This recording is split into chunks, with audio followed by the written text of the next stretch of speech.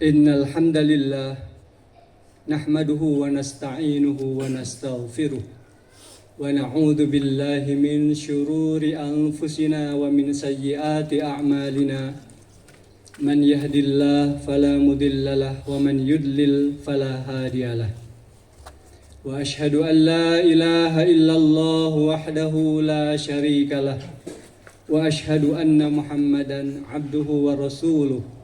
Allahumma salli wa sallim ala sayyidina Muhammadin wa ala alihi wa sahbihi ajma'in.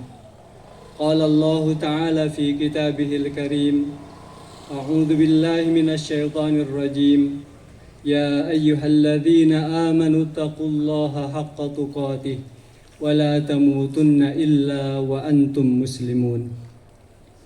Allahu akbar, Allahu akbar, Allahu akbar. La ilaha illallah, wallahu akbar. Allahu akbar, walillahil hamd. Hadirin wa hadirat sidang salat Id yang Allah muliakan. Marilah kita senantiasa memuji Allah Subhanahu wa taala atas semua nikmat anugerah yang telah Dia berikan kepada kita semua, sehingga dengan syukur kita, baik dengan lisan, dengan pengakuan hati, dan yang lebih penting dengan perilaku kita, mudah-mudahan Allah semakin mengangkat derajat kita di sisinya dan kita menjadi orang-orang yang mulia di hadapan Allah Subhanahu wa taala. Khatib juga mengajak kepada jemaah sekalian, marilah kita meneguhkan kesaksian kita. Asyhadu an la ilaha illallah wa asyhadu anna Muhammadar Rasulullah. Hendaknya kita teguh dengan sebuah kesaksian bahwa tidak ada ilah yang berhak diibadahi kecuali hanya Allah semata. Dan kita juga bersaksi bahwa Nabi Muhammad adalah utusan Allah, yang mana Allah telah mengutusnya untuk menjadi pembimbing kita semua, supaya kita bisa menapaki kehidupan dunia ini di bawah naungan cahaya Allah Subhanahu wa taala, dan kita bisa kembali pada Allah taala dengan sebuah harapan bahwa Allah mengampuni semua dosa-dosa kita dan Allah merahmati kita, sehingga kita bisa kembali kepada Allah dan ditempatkan di sebuah tempat yang mulia, yaitu surganya yang penuh dengan kenikmatan. Amin ya Allah ya Rabbal Alamin. Hadirin wa hadirat sidang salat Id yang Allah muliakan, sebuah renungan yang hendaknya menjadi keseharian kita adalah bahwa Allah Ta'ala telah memuliakan kita sebagai makhluknya. Kita berbeda dengan makhluk-makhluk yang lain. Kita makan, makhluk lain juga makan. Kita bergerak, mereka juga bergerak. Akan tetapi Allah Ta'ala telah melengkapi kita dengan sebuah karunia yang sangat mahal, yaitu akal dan pikiran kita. Yang mana dengan akal dan pikiran ini sejatinya kita mestinya berbeda dengan makhluk yang lain. Makan kita sejatinya mestinya berbeda dengan makhluk yang lain. Dengan sebuah harapan, dengan sebuah target, dengan sebuah niat yang lebih mulia. Kalaupun kita marah, mestinya kita berbeda dengan marahnya makhluk yang lain. Kalaupun kita bersaing, mestinya kita berbeda dengan makhluk yang lain. Sebuah persaingan yang sehat, sebuah persaingan yang tidak menghalalkan segala cara. Kalaulah makhluk lain tunduk dalam kekuasaan Allah Ta'ala, kita juga tunduk, akan tapi tunduk yang didasari dengan risalah, dengan akal pikiran kita yang dituntun dengan wahyu yang tadi ajarkan oleh Nabi kita Muhammad Sallallahu Alaihi Wasallam. Ala kulli hal, marilah kita sama-sama mensyukuri atas semua nikmat yang Allah berikan kepada kita. Wabil khusus, marilah kita memfuksikan akal pikiran kita, sehingga kehidupan kita akan semakin lebih baik, bukan hanya di hadapan Allah Ta'ala, bukan hanya di hadapan manusia, akan tetapi yang lebih penting adalah bahwa Allah Ta'ala mencatat kita sebagai makhluknya yang mulia, dan kita kembali kepada Allah Ta'ala memang sebagai hamba-hamba yang mulia dan ditempatkan pada tempat yang mulia, dan itulah yang menjadi harapan kita semua. Oleh karena itu, hadirin hadirat yang Allah muliakan, supaya kita bisa menapati kehidupan ini, untuk supaya bisa lebih baik, kita mesti memahami hakikat dari dua hal. Yang pertama adalah hakikat kehidupan kita. Allah Ta'ala berfirman dalam surat Al-Mulk, A'udzu billahi minasyaitonir rajim. Bismillahirrahmanirrahim. Tabarakalladzi biyadihil mulku wa huwa ala kulli syai'in qadir. Alladzi khalaqal mauta wal hayata liyabluwakum ayyukum ahsanu amala. Hadirin wa hadirat yang Allah muliakan, kehidupan kita berbeda dengan kehidupan makhluk yang lain. Berdasarkan ayat ini, Allah Ta'ala menciptakan kehidupan dan kematian. Liyabluwakum ayyukum ahsanu amala. Mana di antara kita yang paling baik amalnya? Mana di antara kita yang paling bisa mewujudkan ketaatan kepada Allah Ta'ala? Yang dengan itu kita memang layak bisa menjadi makhluk yang paling mulia. Dan yang kedua, sebagaimana kita sering dengar bahwa Allah Ta'ala berfirman dalam surat Ad-Dzariyat, "Wa ma khalaqtul jinna wal insa illa liya'budun." Tidaklah aku ciptakan jin dan manusia kecuali supaya mereka itu mengabdi kepadaku, kata Allah Ta'ala. Oleh karena itu, jemaah sekalian, dua hal ini menjadi sebuah acuan bagi kita, bahwa sejatinya kehidupan kita mestinya berbeda dengan kehidupan yang makhluk yang lain. Mengapa? Karena kehidupan kita dengan sebuah misi, bahwa Allah menugaskan kita untuk menjadi hamba-hambanya yang beribadah kepadanya, hamba-hamba yang mampu mewujudkan ketaatan kepadanya. Yang dengan itu Allah akan membalas semua perilaku kita, yang mana Allah akan membalas semua pengorbanan kita, semua jerih payah kita. Manakala kita kembali pada Allah Ta'ala, yakinlah bahwa Allah akan membalas semua usaha kita dengan balasan yang sangat berlipat ganda. Dan itulah yang menjadi harapan kita. Allahu Akbar, Allahu Akbar, Allahu Akbar.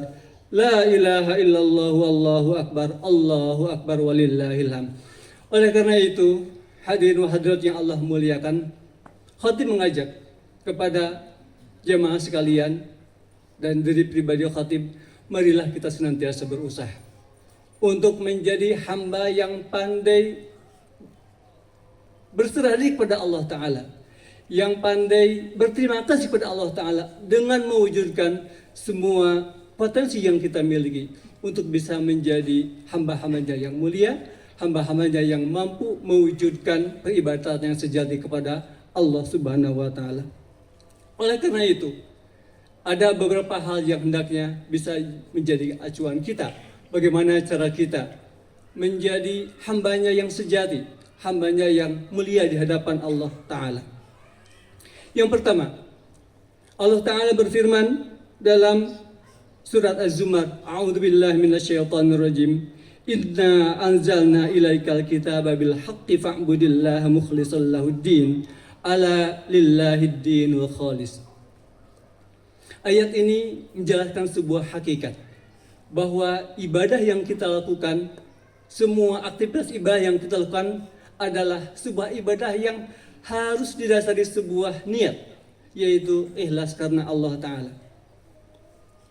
Jemaah yang Allah muliakan, setiap kita beribadah, apapun ibadah yang kita lakukan, apakah itu sholat, atau zakat, umroh, bahkan haji, kita senantiasa dihadapkan dua pilihan. Yang pertama adalah kita meniatkan semua itu karena hawa nafsu kita. Setiap kita diuji dengan hawa nafsu kita. Kita kadang-kadang beribadah dengan sebuah niat, tapi niatnya itu bukan karena Allah Ta'ala. Mungkin karena kita ingin dipuji orang lain, ingin dianggap sebagai orang yang baik, ingin dianggap sebagai orang yang punya status sosial yang tinggi, dan lain sebagainya. Setiap kita, termasuk khatib, dihadapkan pada ujian-ujian seperti itu. Kita mengikuti hawa nafsu kita, ibadah karena itu atau karena Allah Ta'ala. Tidak ada pilihan yang lain, karena hawa nafsu atau karena Allah Ta'ala. Kalau karena hawa nafsu, sia-sialah semua amalan kita. Dan kita mestinya memaksa diri kita bahwa semua ibadah yang kita lakukan dengan bersandar pada Allah Ta'ala, marilah kita rumuskan. Kita luruskan semua ibadah kita bahwa hanya untuk Allah semata. Yang dengan itu kita berharap bahwa Allah bisa membalas semua amal ibadah kita. Inilah hal yang sangat mahal dalam kehidupan kita. Bagaimana kita meniatkan semua aktivitas kita, mencari nafkah kita, sholat kita, infak kita, buat baik kita, itu karena Allah Ta'ala. Yang dengan itu kita pantas mendapatkan balasan yang berlipat ganda di hadapan Allah Subhanahu wa Ta'ala.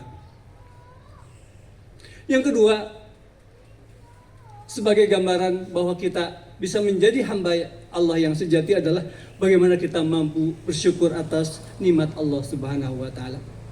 Hadirin wa hadirat yang Allah muliakan, manakala Allah memberikan kepada kita, menganugerahkan kepada kita nikmat apapun bentuknya, apakah harta yang kita miliki, mungkin dalam bentuk jabatan, mungkin keluarga, atau apapun namanya, ketahuilah bahwa hakikatnya semua itu adalah nikmat dan pemberian Allah Ta'ala.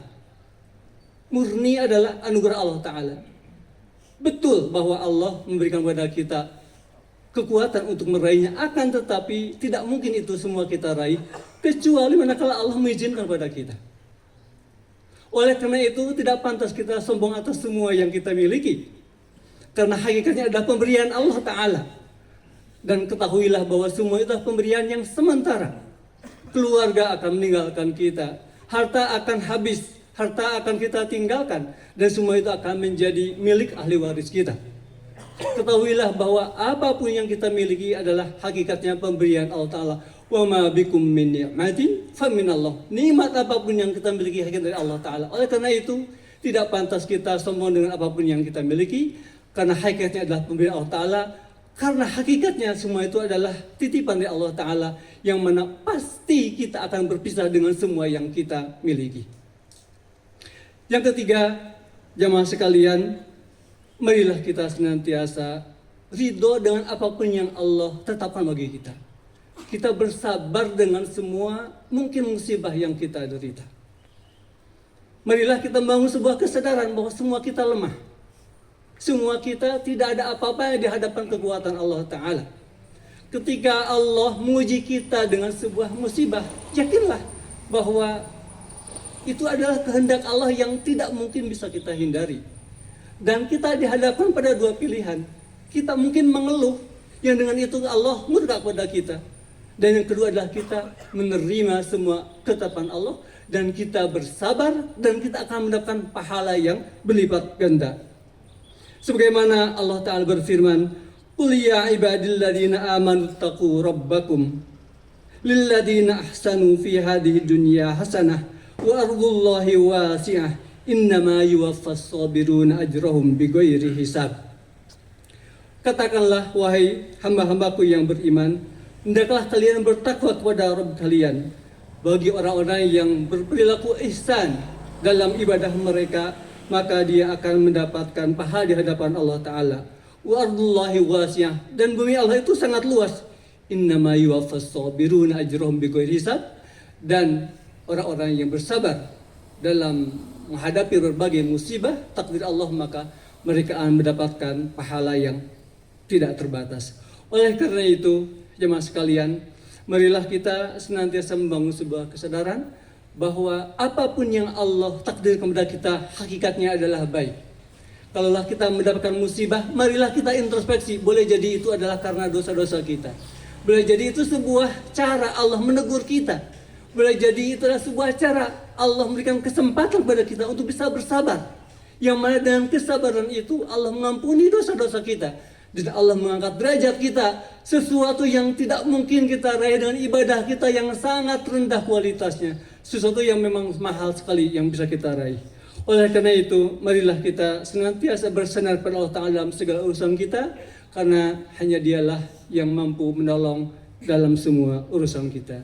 Barakallahu li wa lakum.